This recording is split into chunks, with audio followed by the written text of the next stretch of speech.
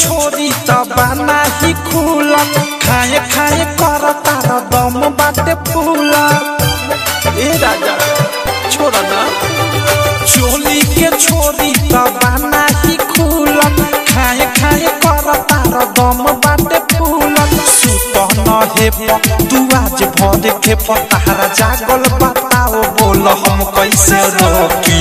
हे बताओ कैसे होकी भतार तोहरा धैले बकोकी। हे बताओ कैसे होकी भतार तोहरा धैले बकोकी।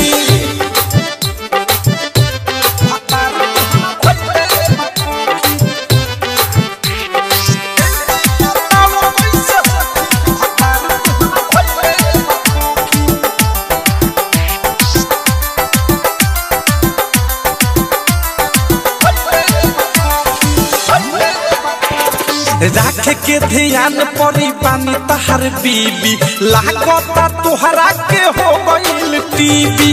राख के ध्यान पड़ी पानी तोहर बीबी लागता तोहरा के हो गईल टीवी। जाके पिया तू सिरप जन कर डाउनियम गिर जइब न सहाई तोहरा से झोंका झोंकी। हे बताओ कैसे होकी भतार तोहरा धैले बकोकी।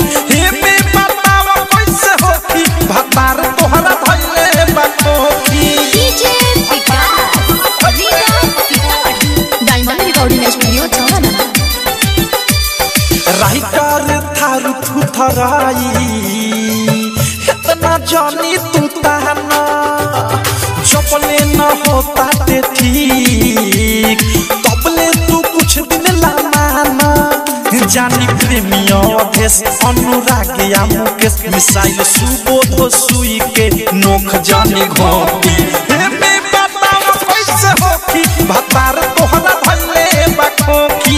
हे बताओ कैसे होकी भतार तोहरा धैले बकोकी। चोली के छोरी तबाना ही खुला खाए खाए कर तार दम बाटे फूला। सुत न हे तू आज भर के पतारा जागल बताओ बोल हम कैसे रोकी।